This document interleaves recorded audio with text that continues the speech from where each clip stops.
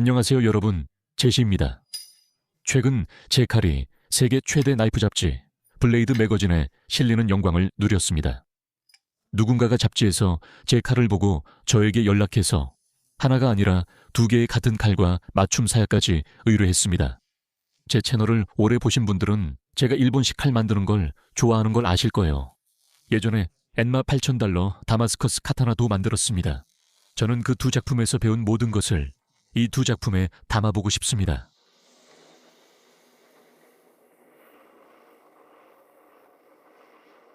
저는 의뢰인들을 좋아하고 가끔 작품에 깜짝 선물을 넣는 걸 즐깁니다.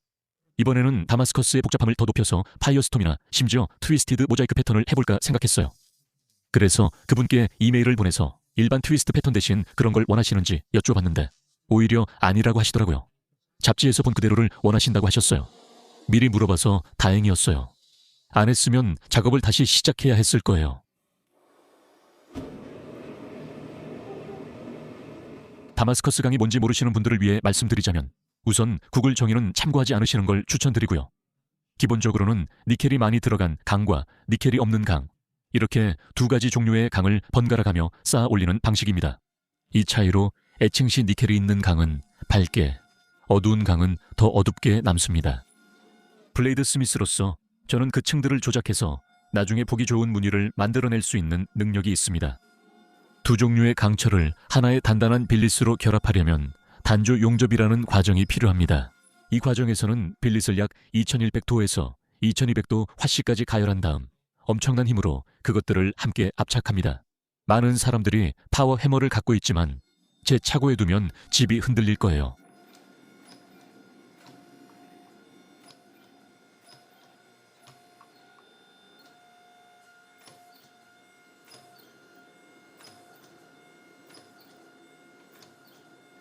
빌릿이 응고되고 길이가 늘어나면 이제 다음에 무엇을 해야 할지 생각할 때입니다. 제가 만들고자 하는 다마스커스 패턴은 트위스트 다마스커스 패턴이기 때문에 이걸 길고 네모난 바 형태로 늘려야 합니다. 프레스에 있는 그 블록들을 보면 사실 그 블록들이 빌릿이 일정 크기 이하로 줄어드는 걸 막아주고 있습니다. 그리고 그 블록들이 정확히 1인치 곱하기 1인치이기 때문에 제 빌릿도 결국 정확히 1인치 곱하기 1인치가 될 겁니다. 여기서 제가 하는 일은 이 사각형의 모서리를 둥글게 다듬는 것입니다. 이렇게 하면 나중에 트위스트할 때 빌릿의 날카로운 모서리가 남아있으면 생길 수 있는 콜드샷 같은 문제를 피할 수 있습니다.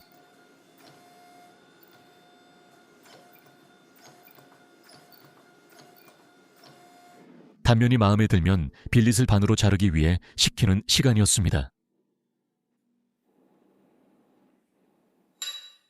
와, 진짜로 됐네. 의뢰인이 같은 탄토 2 자루를 주문했지만 서로 구분할 수 있도록 각각 반대 방향으로 비틀 계획이었습니다.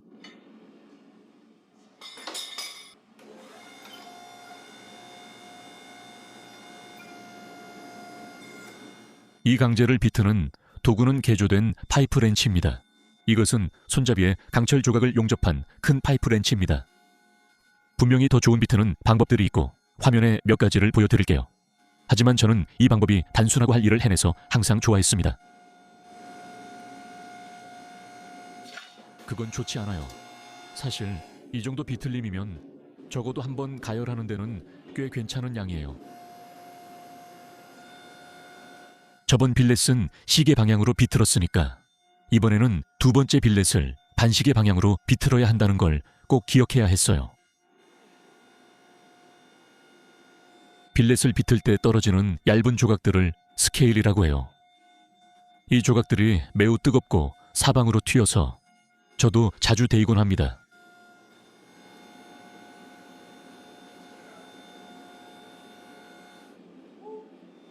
이번 빌렛은 1인치마다 한 번씩 비트는 걸 목표로 했고 빌렛의 크기 때문에 총 8번에서 10번 정도 비틀게 됐어요.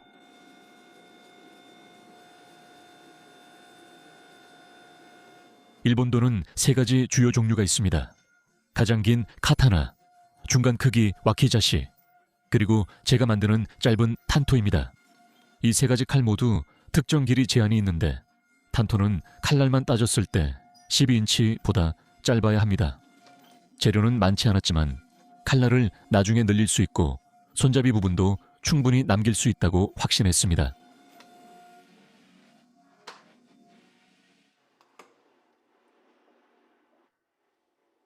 저는 작업장에 있는 모든 도구를 좋아합니다. 직접 골라 작업 스타일에 맞게 공간 낭비 없이 배치했습니다. 하지만 제가 가장 싫어하는 도구가 하나 있다면 그건 단연 앵글 그라인더일 겁니다. 제가 써본 모든 앵글 그라인더는 진동이 매우 심했습니다. 그리고 제 왼손을 보시면 진동을 조금이라도 흡수하려고 용접 장갑을 끼고 있는 걸 볼 수 있습니다. 그리고 장갑을 끼고 있었음에도 불구하고 이 빌렛들을 그라인딩하고 나면 제 손이 거의 마비될 정도였습니다.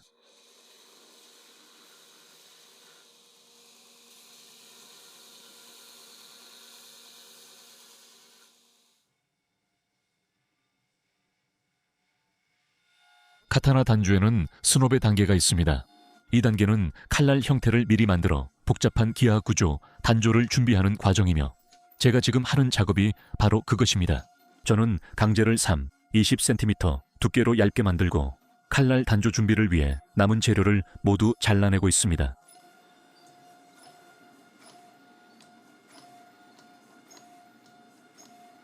남는 재료를 자르려고 컷하디 도구를 찾았는데 보이지 않아 작업장 곳곳을 돌아다니며 찾기 시작했습니다. 그래도 못 찾아서 이번엔 프레스 안을 살폈습니다. 패널을 떼고 휴대폰으로 내부를 확인했습니다. 세상에, 저기 뒤쪽 구석에 있네요. 보이시나요? 어떻게 거기 안에 떨어진 거지?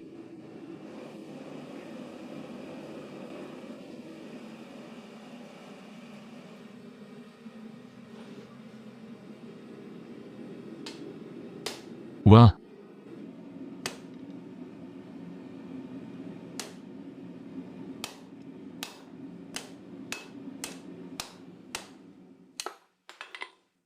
나는 탕 부분 재료는 칼날에 수직으로 자를 수 있지만 끝은 각도를 줘야 해. 일본식 칼날, 단조식 끝을 각도로 자르고 다시 위로 구부려야 해서 그래. 전통적으로 이렇게 하는 이유는 결이 날을 따라 계속 이어지게 하고 칼끝에 부드러운 강철이 생기지 않도록 하기 위해서야. 하지만 내가 이렇게 하는 건 다마스커스 강을 만들고 무늬가 칼날 전체에 이어지길 바라서야.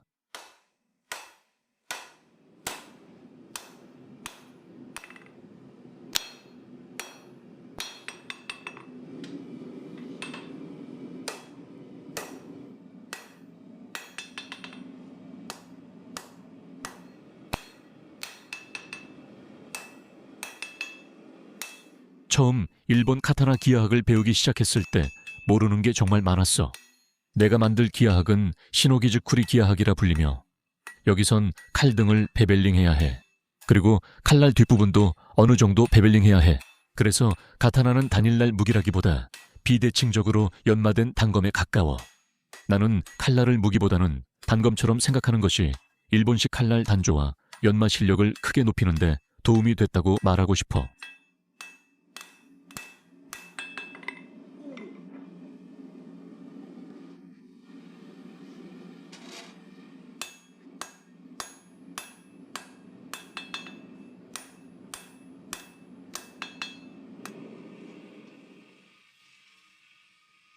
한 번의 가열로 칼날 전체의 형상을 단조하는 것은 불가능해.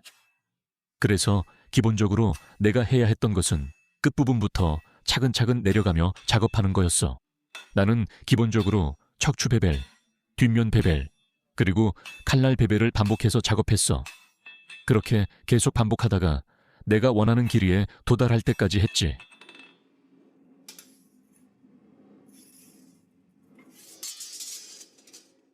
이 단계는 내가 방법을 안다고 생각했지만 자세히 보니 오히려 거꾸로 하고 있었다는 걸 알게 됐어. 그게 바로 탕 재료만 분리하는 작업이었어. 이 숄더는 블레이드 척추 쪽에 있어야 하며 날 쪽은 안 돼. 물론 장기적으로 보면 이건 전혀 중요하지 않아. 어차피 그라인더로 숄더 부분을 다듬게 되니까. 하지만 나는 단조의 모든 과정을 최대한 전통적으로 유지하고 싶었고 이 부분은 내가 꼭 바꿔야겠다고 생각한 것 중 하나였어.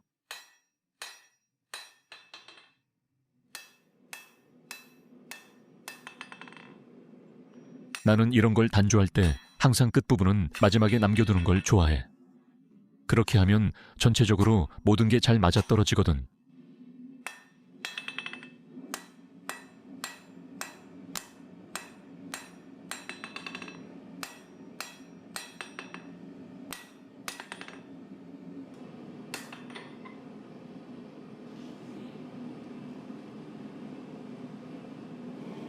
아, 드디어 끝났다.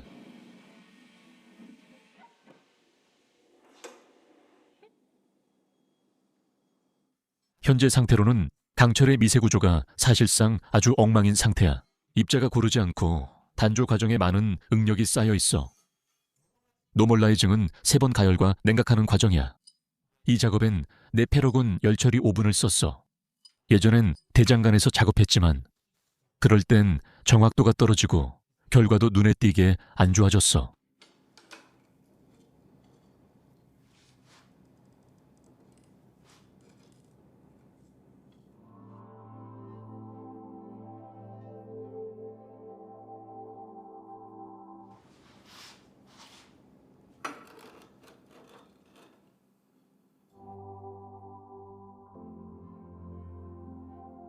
블레이드 노멀라이징 후 열처리 준비 위해 연마를 시작할 시간이야. 카메라에는 안 보였지만 노멀라이징 중 내 블레이드가 비틀렸어.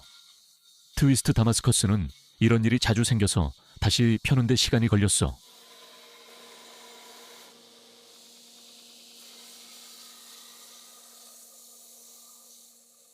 목공을 하는 분들에겐 이 과정이 완성 작품에 마감재를 바르는 단계와 비슷해. 이 단계는 모든 것을 좀 더 돋보이게 해주고 단조 과정에서 생긴 몇몇 실수들도 어느 정도 가려주는 역할을 해. 또한 담금질 후 단단해진 부분을 모두 갈지 않기 위해 지금 칼날을 더 얇게 만들고 있어. 담금질은 칼이 영혼을 얻는 과정이야. 유치하게 들릴 수 있지만 사실 그렇다. 이거에서 정말 많은 무게를 덜어냈어. 진짜 대단하네. 봐봐, 두께 차이가 얼마나 나는지. 가장자리 두께를 거의 반으로 줄였어. 첫 번째, 눈금 없는 건 610g 이하. 알겠지? 이건 연마한 후에 좋아, 100g 줄었어. 그래도 꽤 괜찮아. 좋아, 이제 담금질할 시간이야. 항상 그렇듯이 1500도로 할 거야. 사실 그래, 날이 아래로 가게 할게. 그래야 잡기 더 쉬우니까. 알겠어, 좀 긴장되네. 잘 되길 바란다.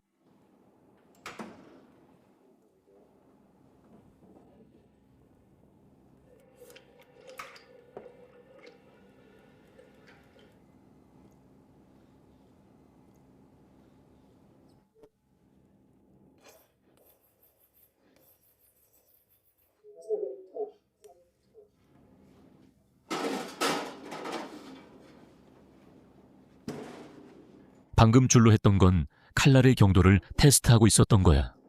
일반적으로 시중에서 파는 줄은 정말 단단해.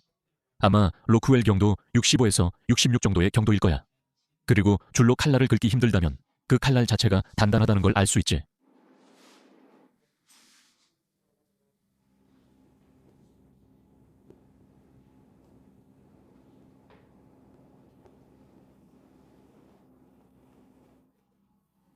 거의 힘은 없지만 날 끝이 약간 움직여서 그걸 중앙으로 다시 갈아줘야 해.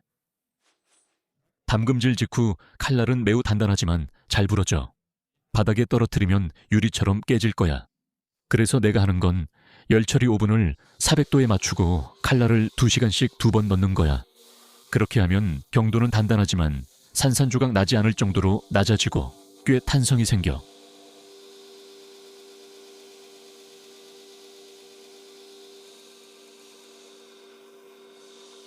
지금 내 탄토는 탕부터 끝까지 전체가 동일한 경도를 가지고 있어. 나는 탕 부분이 너무 단단해지는 걸 원하지 않아서 여기 토치를 사용해서 가열한 다음 이 버미큘라이트가 담긴 통에서 아주 천천히 식히고 있어. 이렇게 하면 더 부드러워져. 이제 천천히 식히자.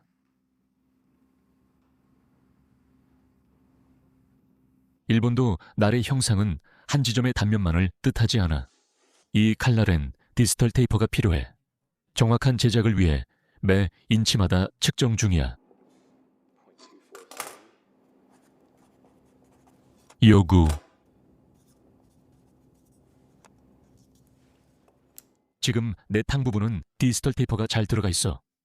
이건 하바키를 위해 정말 중요한 부분이야. 하지만 내 칼날은 이쯤이 가장 두꺼워. 근데 사실 여기 부분이 가장 두꺼워야 해. 두 칼날 치수를 쟀으니 이제 두 탄토에 약간 휨을 바로잡을 시간이었어. 이 작업엔 카바이드 볼핀 해머를 선택했어. 이 방법은 칼날을 거의 손상시키지 않고 매우 빠르다.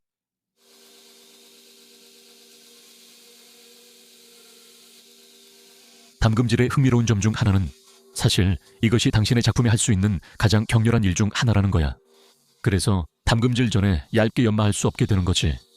이제 내 칼날이 담금질과 템퍼링을 마쳤으니 원하는 만큼 얇게 연마할 수 있어.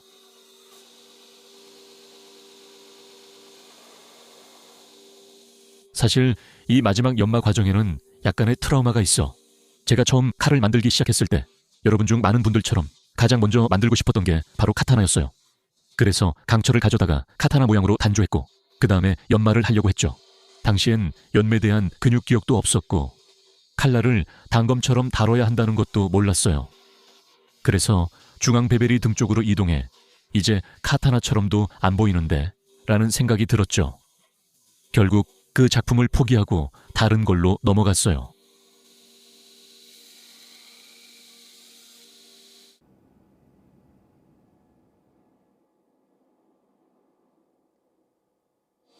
일본도에서 중요한 점 중 하나는 칼 끝의 형상이 정말 중요하다는 거예요.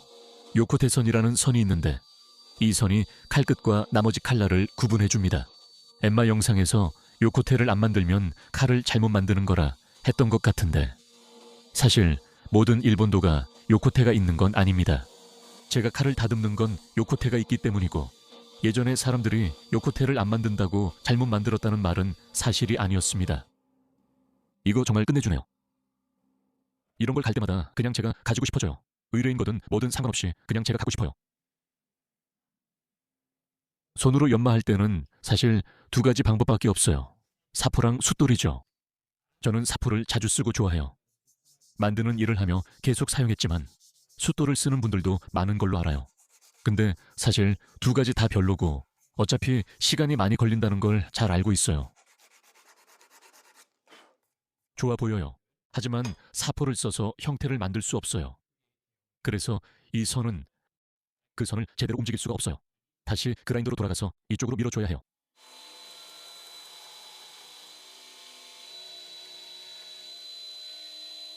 블랙테일 스튜디오의 케미슬랩 정리를 외주 주고 싶다고 한 것처럼 저도 손사포질을 외주 맡길 수 있다면 그렇게 하겠습니다. 이미 좋은 블레이드 형상을 가지고 있다면 이 과정은 사실상 아무런 가치를 더하지 않아요. 그런데도 항상 시간이 오래 걸리죠. 저는 전통적인 일본 검 제작자들도 주로 직접 칼날을 연마하지 않았다고 생각해요. 연마 훈련은 받았지만 대부분 직접 할 필요는 없었죠.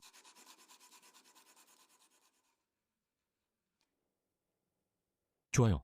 첫 번째 블레이드는 220번까지 올렸어요. 등도 다듬어야 하고 형상이 완벽하지 않아 조금 줄질이 필요해요. 템퍼링은 강철의 경도를 낮춰 부서지지 않게 하지만 여전히 꽤 단단합니다.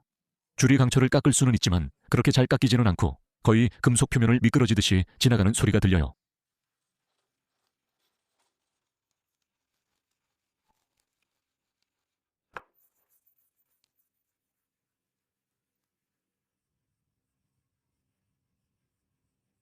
봐요. 얼마나 날카로운지. 이거에 베일 수도 있겠어요. 아, 따가워. 아니에요. 제가 손으로 샌딩하는 실력이 점점 좋아지면서 선이 더 날카롭게 유지되는 것 같아요. 제 생각엔 손 샌딩 스틱을 더 안정적으로 잡아 모서리 깨짐을 막을 수 있어서인 것 같아요. 제가 배운 라이프 핵은 원하는 그리스로 블레이드를 다듬고 플루이드 필름을 뿌리는 것입니다. 이건 기본적으로 방청제라서 제가 하바키나 사야 같은 작업을 할 때 블레이드를 보호해주는 역할을 해요. 말이 나온 김에 이제 실제로 하바키 작업을 할 시간입니다.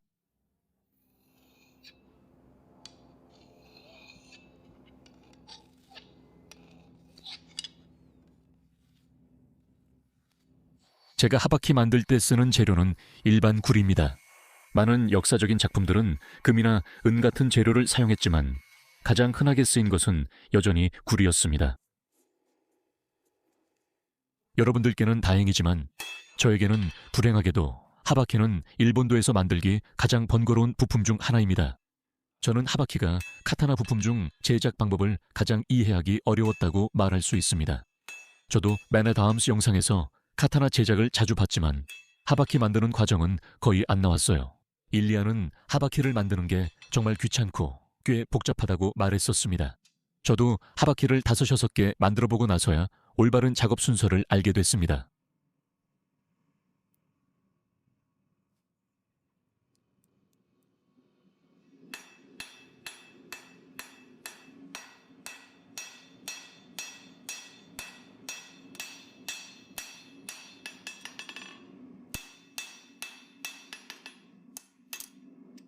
구리를 차갑게 두드려 원하는 형태로 만들면 가공 경화가 발생합니다. 이 과정에서 구리는 더 단단해지고 잘 부서지며 망치질에도 변형되지 않습니다. 그래서 저는 어닐링을 합니다. 단조로에 넣고 물에 식히면 구리가 더 부드러워집니다. 이 색이 좋다는 건 빨간색이 부드럽다는 의미입니다. 하바키는 카타나를 감싸는 부품입니다. 여기서 제 일은 하바키를 구부려 칼자루에 끼울 준비를 하는 것입니다. 정확히 구부려야 하니 정말 조심해야 해요. 아니면 중심이 안 맞을 수 있어요.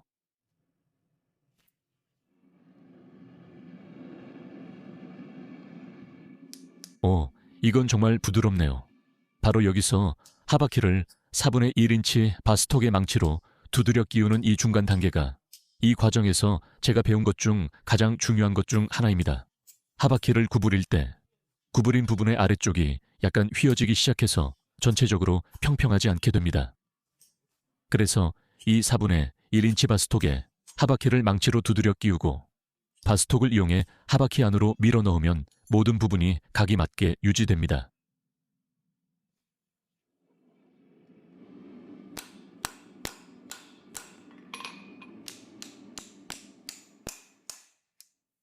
좋아요. 모든 하바키에는 이렇게 우자 모양의 홈이 있는데 이건 칼날의 베이스를 감싸도록 설계되어 있기 때문입니다. 이제 줄로 그 부분을 깊게 파낼 거예요.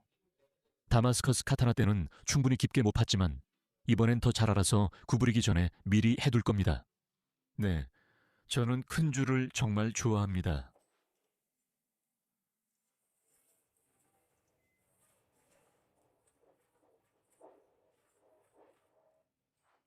큰 줄도 정말 잘 됐지만 새로 산 장비를 한번 써보고 싶었습니다. 네, 드디어 밀링 머신을 샀어요. 관련 영상도 곧 올릴 건데 아직 편집 시간이 부족했어요.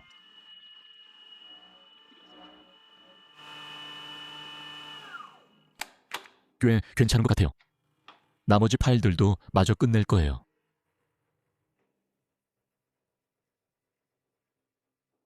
같은 홈을 파냈지만 하나는 시간이 4분의 1만 걸렸어요.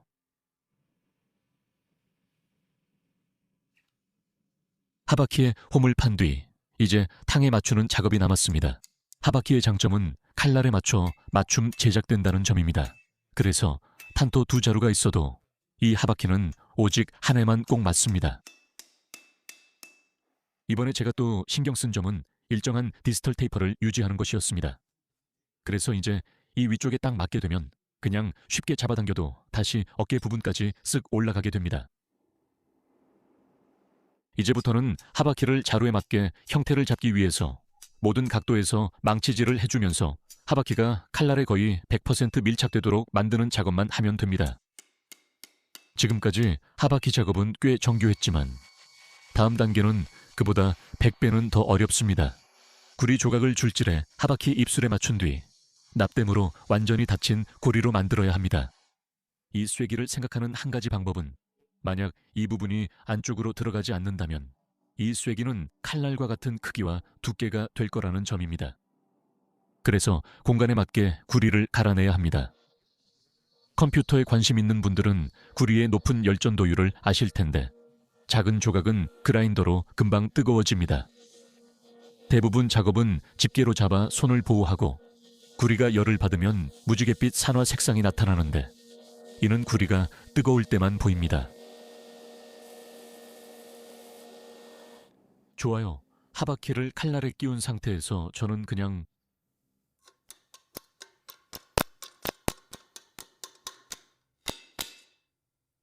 이제 납땜할 준비가 됐고 다시 장착할 수 있다는 것도 증명할 수 있습니다. 모든 게 제대로 맞춰졌으니 이제 납땜을 할 시간입니다. 더 좋은 납땜 방법이 있을 수 있지만 제가 찾은 방법 중엔 이게 가장 효과적이었고 예전에도 잘 통했습니다. 제가 하는 방법은 무연 은납을 몇 개 넣고 플럭스를 바르는 겁니다. 토치로 전체를 가열해 납이 틈새로 녹아 들어가면 적정 온도에 도달한 것입니다.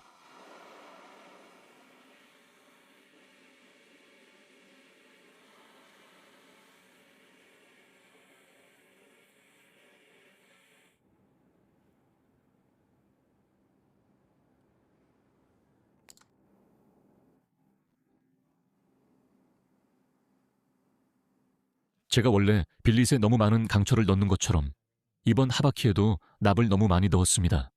이게 욕심 때문일 수도 있지만 어쨌든 납이 여전히 탕에 맞도록 줄로 갈아내야 했고 그 작업에 꽤 오랜 시간이 걸렸습니다. 맞는 정도에 만족했을 때 그라인더로 가져가서 많은 재료를 갈아내야 했습니다. 저는 납땜하기 전에 하바키를 굉장히 두껍게 만듭니다. 그래서 나중에 많이 갈아내야 합니다. 이 과정은 시간이 오래 걸립니다. 그라인더를 누를 때마다 거의 매번 물에 담가야 하기 때문입니다.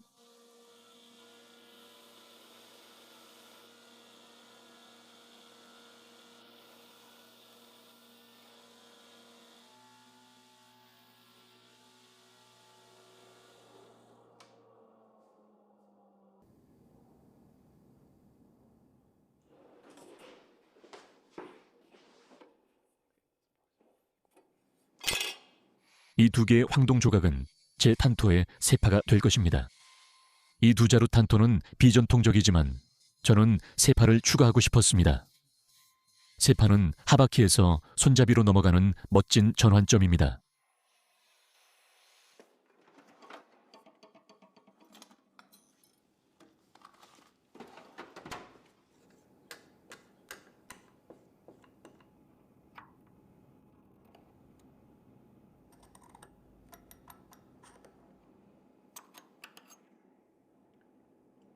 보석 세공용 톱은 원하는 모양을 정확히 자를 수 있어 좋지만 시작 전에 작은 구멍을 먼저 뚫어야 합니다. 밀링머신의 멋진 점 중 하나는 드릴 프레스가 할 수 있는 모든 작업을 더 잘 해낸다는 겁니다. 밀링머신은 더 정확한 속도 제어를 제공하고 전체적으로 기계가 훨씬 더 견고해서 불확실한 부분이 훨씬 적습니다. 정말 좋은 드릴 비트 샀어요. 한번 보세요. 알루미늄 같은 재질인 것 같아요. 원하는 사이즈를 여기서 바로 가져다 쓰세요. 이 밀링기를 살 때 꼭 챙긴 것 중 하나가 손조임 드릴척이었어요. 더 편리하고 매번 척 키를 찾느라 시간 낭비할 필요도 없어요.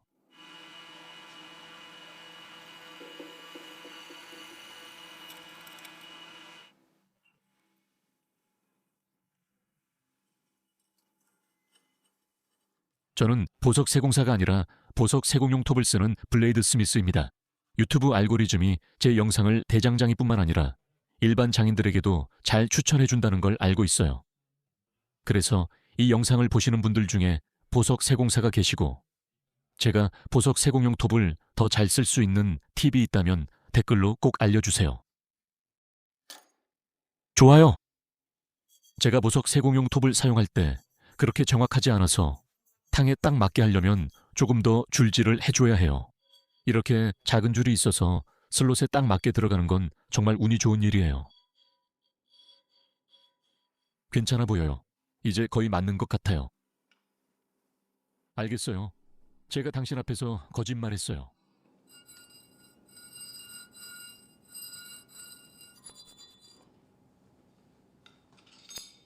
저것 좀 봐요. 딱 맞아요. 이제 한 번만 더 하면 돼요. 야호. 스페이서를 완성했으니 이제 현장 학습으로 나무를 찾으러 갈 시간이에요. 제가 처음 가고 싶었던 곳은 엔마를 만들 때 갔던 그곳이었어요. 이곳은 확실히 일반 목공 작업자들에게 적합한 곳이라서 좀 더 특별한 나무를 찾기는 어렵습니다. 여기엔 포플러, 컬리 메이플 같은 흔한 나무들이 있었지만 이번엔 더 흥미로운 나무를 찾고 싶었습니다.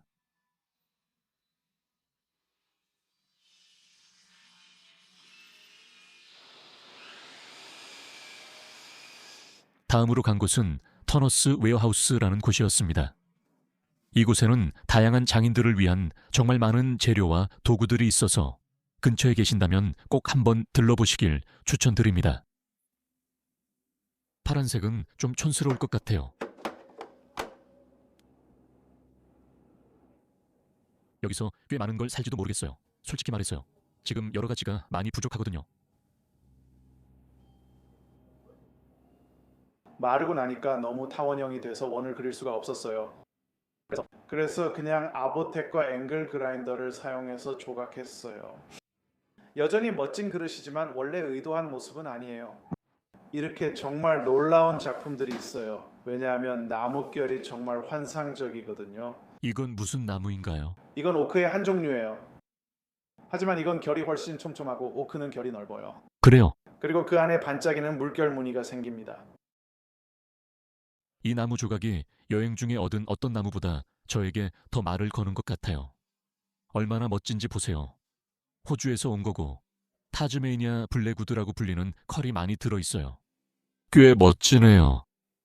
사야와 손잡이 모두 같은 나무를 써서 이렇게 긴 나무판이 남아있었던 건 정말 행운이에요.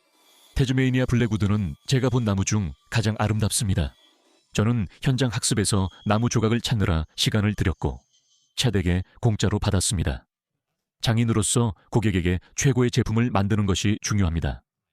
때로는 새 나무보다 오래된 나무를 선택하는 게 더 좋을 때도 있습니다.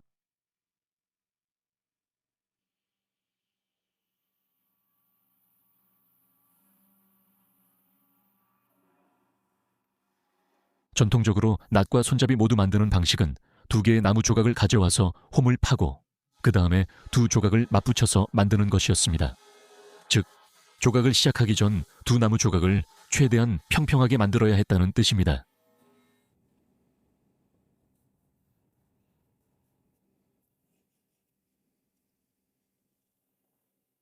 이렇게 이 프로젝트에서 가장 오래 걸리는 부분이 시작됐습니다.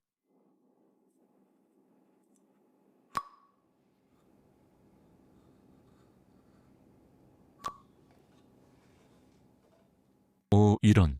이건 포플러보다 훨씬 더 힘드네요. 호주산 하드우드의 특징은 정말 아름답지만 정말 단단하다는 겁니다. 세계에서 가장 단단한 나무 중 일부가 호주에서 나옵니다. 이 프로젝트를 시작하기 전에 이 사실을 알고 있었지만 뭔가를 안다는 것과 진짜로 체감하는 것에는 확실히 차이가 있네요.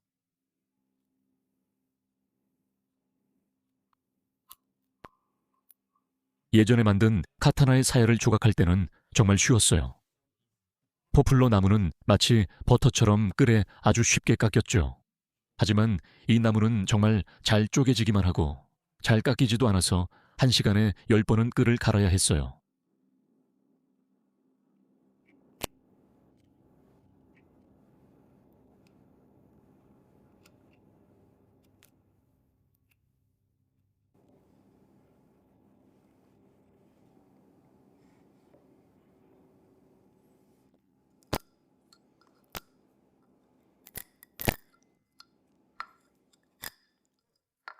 유튜브 등의 매력은 타인의 고통에서 즐거움을 얻을 수 있다는 점입니다. 예를 들어 유튜브 페일 아미는 44억 뷰를 기록했으며 이들의 콘텐츠 아이디어는 사람들이 다치거나 무언가 폭발하는 데서 나옵니다.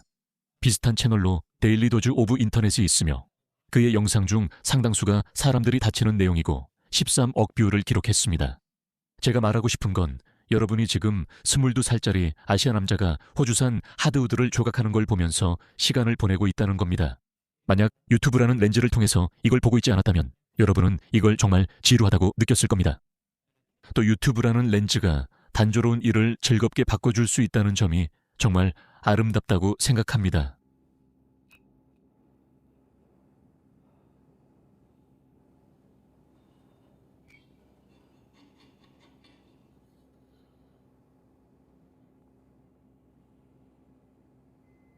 잠깐만, 내가 해냈어. 좋아, 이제 이걸 함께 고정하면, 그리고 칼날이 여전히 잘 들어간다면 그럼 난 거의 완벽하게 된 거야.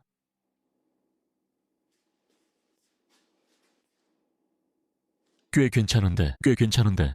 솔직히 말해서 나는 세대를 아우르는 실수를 저질렀어. 나는 계속 이렇게 해왔어. 내가 재료를 얼마나 쉽게 퍼낼 수 있는지 봐. 저것 좀 봐. 그냥 떨어져 나오고 있어. 저게 뭐야? 나는 내 재료 대부분을 다른 방법으로 빼내려고 4시간이나 허비했어. 그래서 이 두 자토에 손잡이 블록을 깎는 데만 7시간이나 걸렸고 힘주렴이 오는 것 같아. 그래서 대략 3배 정도의 부피를 깎아야 하는 사야를 만들려면 이걸 더 잘할 방법이 필요해. 그래서 나는 라우터를 사기로 결정했어. 이건 전통적인 방법은 아니야. 왜냐하면 일본 봉건 시대에 라우터가 있었는지 모르겠거든. 하지만 이게 내 팔꿈치를 지켜줄 거고 더 좋은 결과물을 만들어줄 거야. 결국 라우터를 사게 된 건 정말 오랫동안 피하고 싶었던 일이었어. 하지만 내가 라우터를 사지 않으려고 했던 이유는 그냥 고집 때문이었던 것 같아. 실제로는 대부분의 경우에 끌을 쓰는 것보다 훨씬 더 좋아.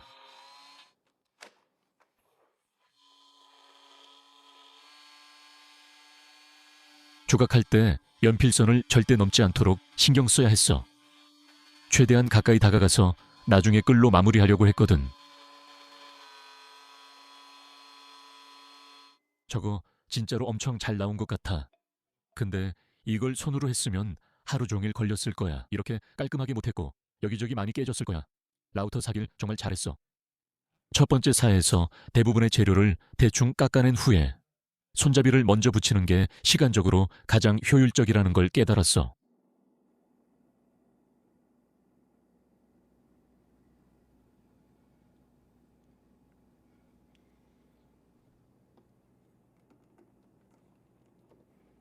그냥 계속 넣었다 뺐다 할 거야. 잠깐만.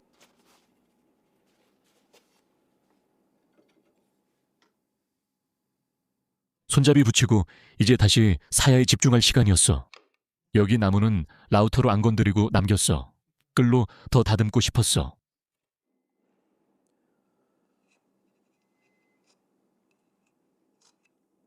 전통적으로 사야와 칼날이 맞닿는 곳은 끝부분과 하바키 두 군데뿐이었던 것 같아.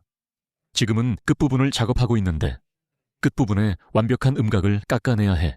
손잡이는 에폭시로 붙일 거라 오차가 괜찮았지만 이 부분은 나무와 금속이 직접 맞닿아 거의 완벽해야 했어. 사야를 만든 사람은 정말 천재인 것 같아. 여기 있는 이 작은 홈은 결코 의미 없는 게 아니야. 이건 사야의 하수구 역할을 하도록 만든 거야. 이 홈은 시간이 지나면서 칼날을 넣고 빼는 과정에서 생기는 먼지와 기름기를 잡아주는 역할을 해.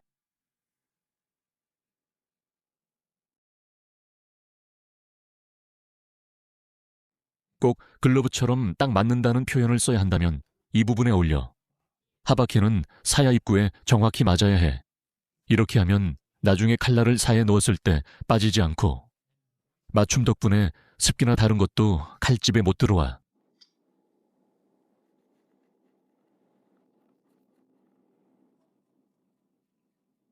나는 목공이 금속 가공보다 더 어렵다고 생각해. 금속 가공에서는 구멍이 나거나 재료가 부족할 때 용접으로 쉽게 재료를 붙일 수 있어. 하지만 목공에서는 부러진 조각을 다시 붙일 수 없어. 대부분 가루나 톱밥처럼 떨어지기 때문이야.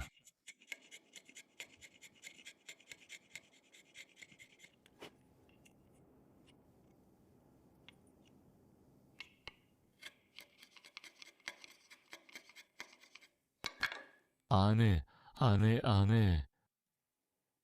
오, 그래. 이쪽은 괜찮아. 이제 반대쪽에서도 똑같이 해야 해. 세상에. 와, 정말 아름답다. 사야를 붙일 준비가 되자 저는 처음으로 전전두엽을 써야 했어요. 문제는 사야를 붙이고 나면 내부에 홈이 어디 있는지 예측할 수 없다는 거예요. 그래서 나중에 모양을 잡을 때 실수로 그 홈을 갈아버리기 정말 쉬워진다는 뜻이죠. 여기서 제 일은 한쪽 면 모양을 잡아 두 조각을 붙일 때 원하는 사야 크기를 정확히 알 수 있게 하는 것입니다. 저는 접착제가 닿지 않는 안쪽에 미리 기름을 조금 발라둘 거예요. 이렇게 하면 칼날이 바로 마른 나무에 닿지 않죠. 이제 나뭇결이 보이기 시작하네요. 정말 멋진 나뭇결이에요. 이 나무 선택 정말 잘한 것 같아요. 이번엔 새로운 에폭시 접착제를 테스트 중인데 목공용 접착제보다 장기적으로 더 튼튼할 것 같아요.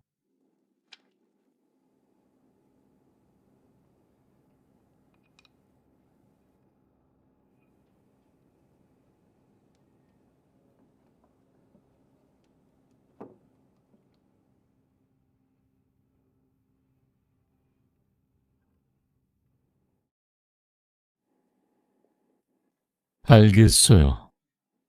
사야 접착제가 굳은 뒤 이제 사야와 세파 이음새를 정리할 차례였습니다. 많이 할 필요는 없었고 1mm 정도만 재료를 제거하면 됐어요. 그래서 코이구치에 아프리카 흑단을 쓸 예정입니다. 이 나무는 밀도가 높아 물에 넣으면 가라앉아요.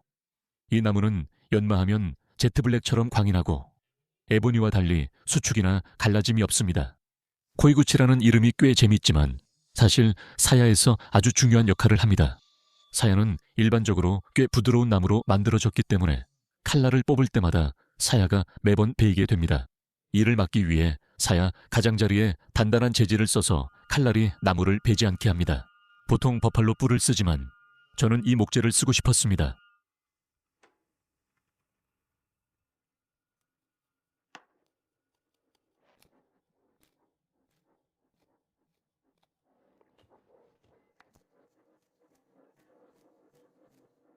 이 부분은 선 안쪽을 자르는 게 중요합니다. 이 부분이 하바키에 제대로 밀착되지 않으면 최종 작품의 느낌과 외관에서 바로 드러납니다. 거의 다 됐네요.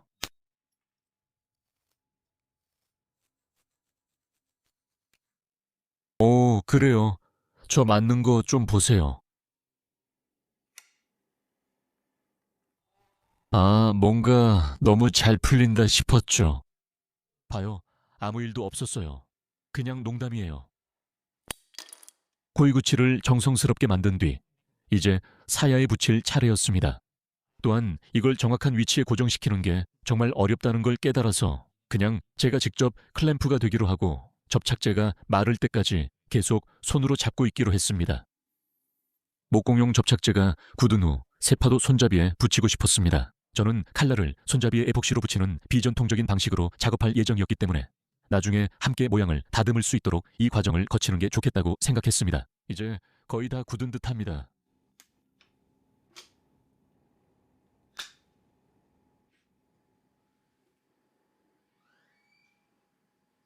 드디어 이 네모지고 투박한 사야와 손잡이 조합을 실제로 보기 좋게 다듬을 때가 온 것 같습니다. 전통적으로 사야와 손잡이 모두 둥글게 만들지만 저는 다르게 해보고 싶었어요. 사야를 다듬을 때 가장 먼저 해야 할 일은 두께를 30-40% 정도 줄이는 것이었습니다. 사야를 실제로 조각할 때 잡을 수 있는 부분이 필요해서 블록을 아주 두껍게 남겨뒀었는데 이제 모든 조각과 접착이 끝났으니 두껍게 남겨둘 이유가 없었습니다. 그래서 36방 벨트로 시간을 들여 재료를 거칠게 깎기 시작했습니다.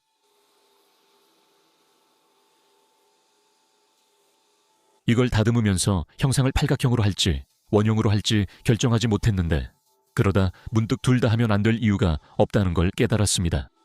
그래서 저는 팔각형 사야와 원형 손잡이로 이어지는 형태로 만들기로 했고 결과적으로 정말 멋지게 나온 것 같습니다.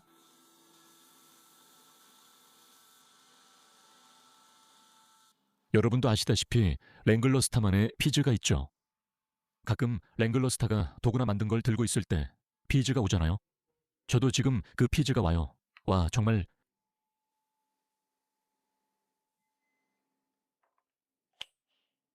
다시 한번 말하지만 이걸로 돈을 받고 있긴 해도 저는 이걸 그냥 가지고 있고 싶어요. 그리고 조립이 정말 잘 맞아요. 힘을 줘서 넣어야 하고 딱 맞게 들어가서 이제 여기 고정된 느낌이에요. 이보다 더 좋은 조립이 있을까요? 시간이 지나 다마스커스 강철로 만들어진 칼날임을 잊으셨을 수도 있겠네요. 이제 그 무늬를 직접 보여드릴 때입니다. 그 전에 제 제작자 마크가 칼날에 있는지 확인해야 합니다. 제 이름을 칼날에 새길 때 주로 화학전기 애칭 방식을 사용합니다. 클릭하고 싶은 것 같아요. 저기 있는 전극달이요.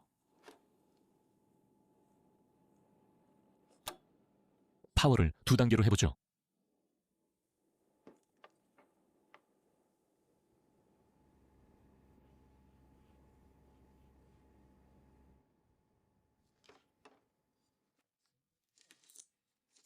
메이커스 마크가 멋지게 나와서 이번엔 더 어둡게 하지 않고 그대로 뒀어요. 그래서 더 은은해 보여요. 이제 작업이 끝나서 다마스커스에 패턴을 새길 시간입니다.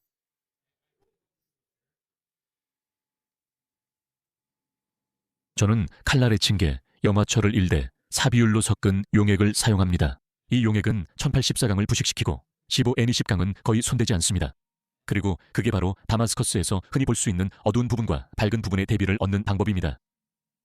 와우. 페릭을 헹군 뒤 첫 연마 작업을 시작했습니다. 여기서 저는 2500방 사포 한 장으로 페릭의 어두운 산화물을 모두 연마해 제거합니다. 이렇게 하면 강철이 2번째 날을 더 잘 받아들입니다.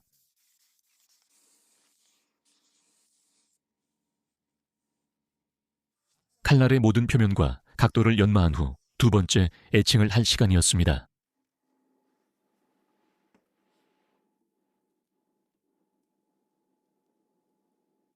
됐다. 저걸 봐. 다시 빠르게 세척하고 2500방까지 연마한 뒤 3번째 에칭을 했습니다. 3번째 커피 에칭이 다마스커스 색상에 실제 대비를 주는 과정입니다.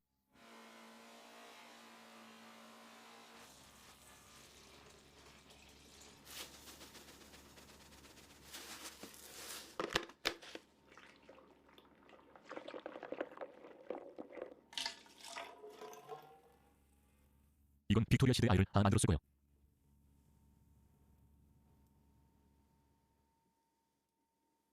네 시간 후에 확인해 볼게요. 좋으면 멈출 거고 별로면 더 갈 거예요. 뭘 원해?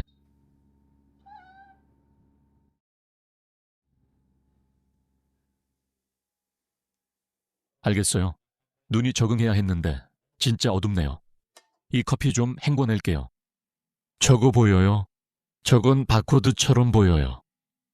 보통 이렇게 크고 밝은 줄무늬로 커피 에칭을 하면 변색이 생기기 마련인데 이건 완전히 하얗고 완전히 어두워요.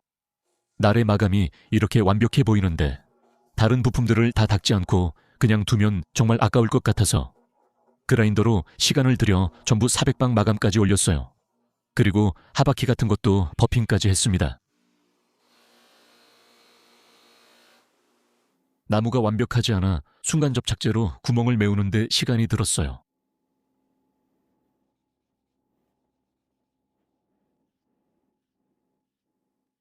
날을 마무리하기 위해 카나우바 왁스 마감이라는 걸 해보려고 했어요. 아직 작업 방식이 마음에 들지 않아 카메라에 보여주지 않을 거예요. 여기서 제가 사야에 바르고 있는 이 오일은 슈르 오일이라고 불리는 거예요. 이 오일은 칼집을 보호해주고 색상이 훨씬 더 선명하게 보이도록 도와줄 거예요. 카르나우바 왁스와 마찬가지로 제가 하는 방법을 공유하기 전에 좀 더 실험을 해봐야 할 것 같아요. 이게 전의 모습이에요. 와, 차이가 정말 엄청나네요. 색감이 정말 대단해요.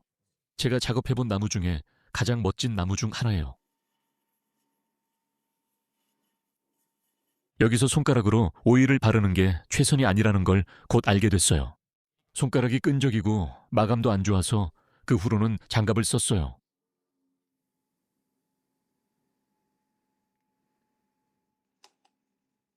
냄새가 정말 심하네요.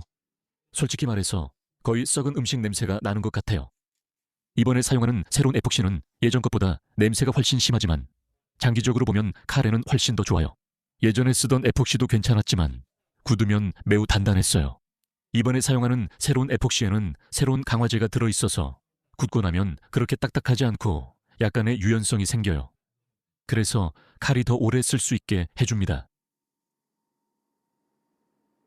에폭시가 굳은 후 드디어 손잡이를 감쌌습니다. 하지만 그 전에 손잡이 끝에 구멍을 뚫어야 남는 끈을 넣어 고정할 수 있습니다.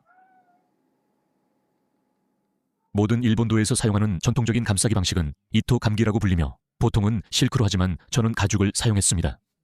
가죽이 실크보다 훨씬 멋져 보인다고 생각하거든요. 가죽은 반짝이고 더 고급스럽게 느껴집니다.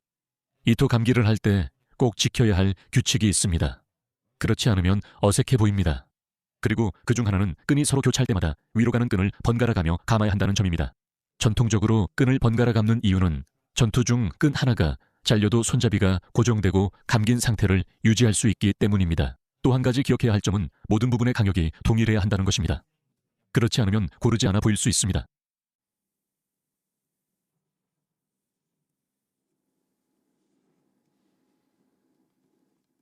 손잡이 끝부분에 나무가 드러나게 두면 확실히 조금 조잡해 보일 겁니다.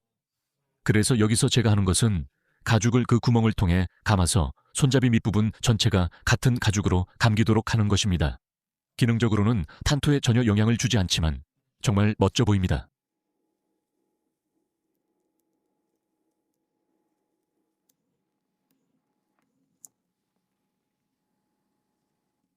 하지만 이 방식의 특징 중 하나는 가죽을 한 번씩 통과시킬 때마다 구멍의 공간이 점점 좁아져서 점점 더 밀어넣기가 힘들어진다는 점입니다. 네. 저기 작은 빛 보이시죠? 거기에 이걸 통과시켜야 해요. 잠깐만, 이거 쉬웠잖아. 세상에.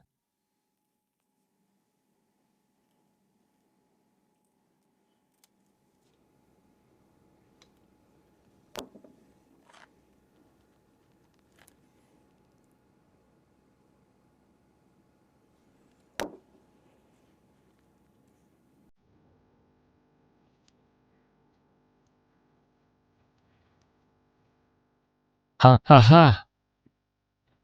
이건 내가 상상했던 것보다 정말 수십억 배는 더 잘 나온 거야.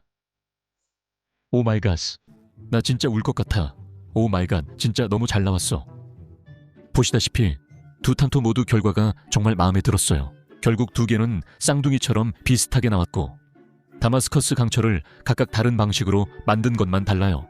이번 제작에서 제가 가장 자랑스럽게 생각하는 부분은 아마도 손잡이일 거예요. 정말 흠잡을 데 없이 완벽하게 나왔거든요. 거의 완벽에 가까웠습니다. 그리고 두 번째는 다마스커스에 낸 마감입니다. 여기서 보시다시피 카르나우바 왁스 마감 덕분에 모든 게 더 돋보이게 되었고 칼끝 쪽에서 만든 형상과 어우러져서 정말 멋지게 보입니다.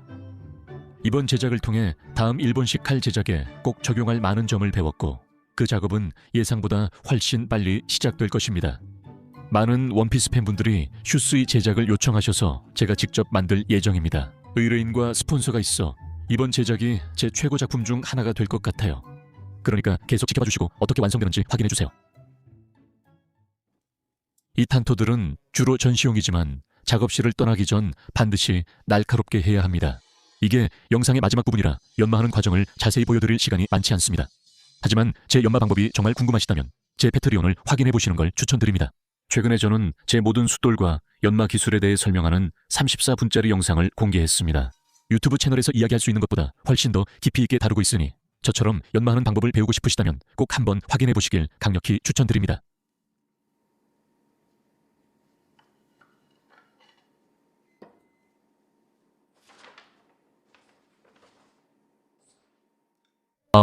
마마.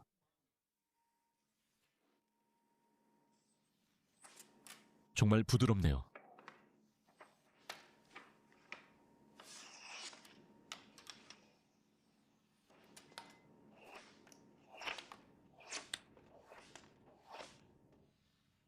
정말 좋아요. 정말 좋아요.